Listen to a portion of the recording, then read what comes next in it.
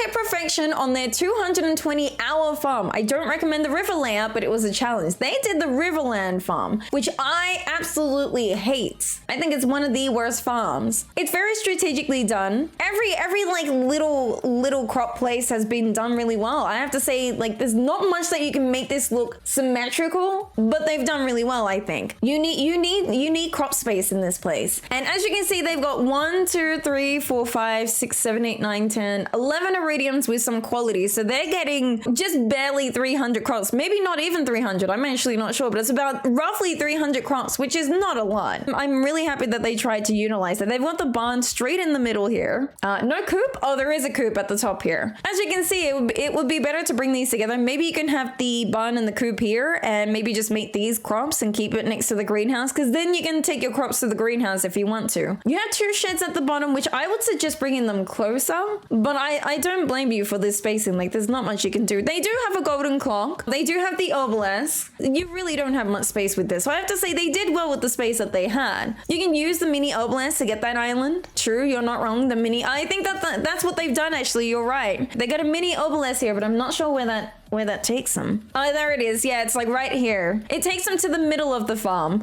which I would say if you're going to use the mini obelisk, take it to the far end somewhere. Or maybe this is where they want to go. I have to say this still looks okay. Although there are some things I think you can move around, like utilize some of the space. Like this could be just a coop and barn area, and then have all the crops at the top here instead of the coop and barn being separate. Because then you have to walk 2 different places to get to them. I'm glad you have 2 fish ponds. I know there's not a lot of space for fish ponds, so I hope you've got a lava eel in this, it looks like. I'm not sure what's in this, so that's nice. I have to say, for the space that it is, it looks fine. I honestly think there's some things you could move around to optimize the place a bit. Like, for example, the barn and the coop being together. So then you just have one place to go for your animals instead of having it in 2 separate areas. But I think this is nice. This is really well done. I can't really give this a bad review because I know how terrible this farm is. And I know how evil it is to try and design this farm. You've honestly done the best that you can with the space. And we all we can really do is hate Concerned 8 for doing a farm like this. You've made it to perfection. You've obviously made the money. You've got the golden clock and the obelisk, so that means you're making some pretty decent money. How long did it take you? 220-hour farm. Holy. No, that would make sense. Except for the critiques I'd have. Like, for example, I definitely wouldn't put a well down. There's a well here. I don't see the point for a well. You could just use your watering can to collect the water here. I have to say, for a terrible farm, this is like a nice 8 out of 10.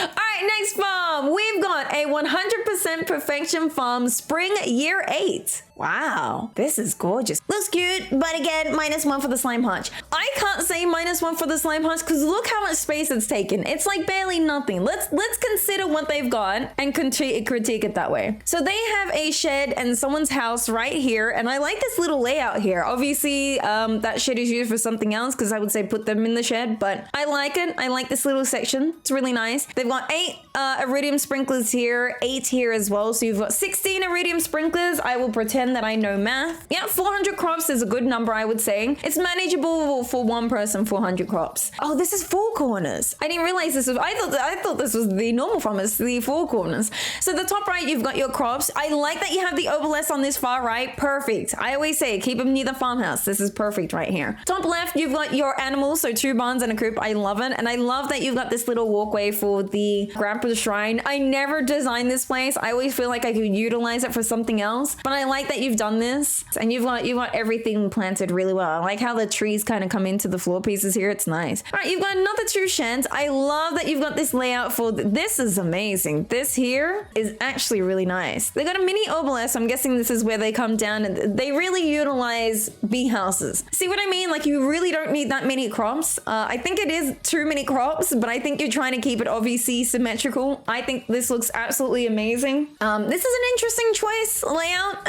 for your crops here as well. I'm guessing this is also for gifting as well. This isn't really just, you know, for crops, but this is nice. You got your slime hutch just thrown in the corner. If you utilize it, I love it. This is great. It's just thrown in the corner here. It is it's aesthetically pleasing. This is actually really nice. I really like it. But I like the 2 sheds. You've obviously got preserve jars and kegs. I would say if this is full of preserve jars, change over to, oh no, some crops do benefit from preserve jars. They make you not more money, but they're better in preserve jars. So I'm guessing that's why you've got the preserve jars instead of both being kegs. I would say both kegs, but you know, if you prefer each in both of them, that's fine. Unlike the well in the middle, I feel like this isn't really utilized for anything except for maybe these crops here, but love it. You've got sprinklers, so I don't see the reason. You could put the golden clock here. Where is your golden clock? Oh, you've got it at the far top right.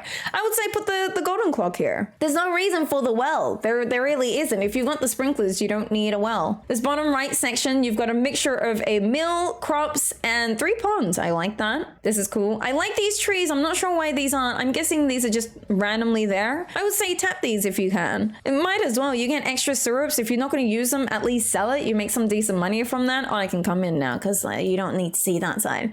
But I would say tap these. If you got these just chilling here, why not? If I really had to critique it, one, it would be the trees. I would say either put them in the greenhouse or, I don't know, I don't like putting the trees outside because I know I can never get fruit out of them, but it can't just always be about, you know, making money. Maybe they just want to efficiently make it this way.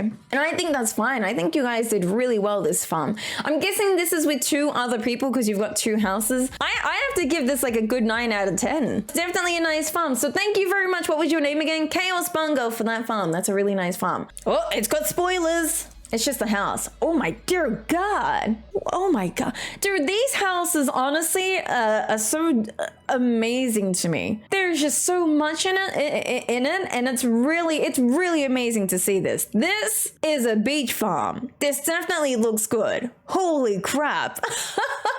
This looks amazing. Well, let's see if we can take this apart, shall we? So the first thing I already wanted to critique, which I shouldn't, is you've got preserve jars outside and then you've got all these kegs. So there's a lot of machines that are outside that can be inside. I mean, to be honest, this is a really amazing design. I think that's your aesthetic. You want to utilize them this way because, like, obviously you can't really put crops outside. So you want to fill up the space as much as you can. But I would say put them inside a shed. But I think you've kept them outside because there's nothing really else that you can do on this set. I like that you've got 1, 2, 3, 4. So you've got a coop separated and then like 2 barns and a coop together. That's interesting to me. I would say try and you can make this symmetrical and put the coop down here. Maybe move one of your sheds up here, things in it, and then you can utilize that space a bit more efficiently. You don't need all these cheese presses. You can actually put these within the coops and the barns for that reason. You've obviously got crops here, but you're watering them, so it makes sense for no sprinklers. You got your 3 ponds.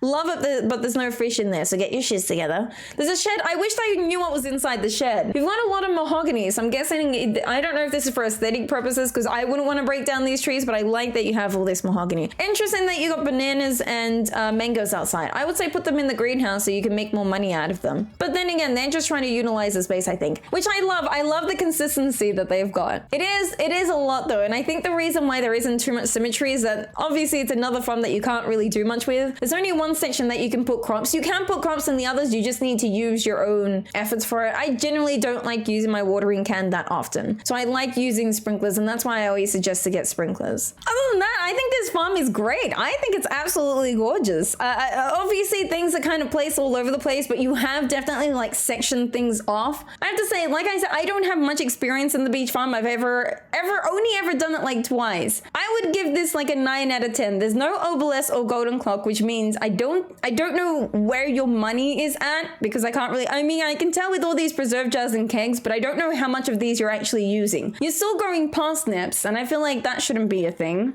Yeah, I would definitely give this an 8 out of 10. Visually, it looks really nice. I would say an 8 out of 10 for this, so that's cool.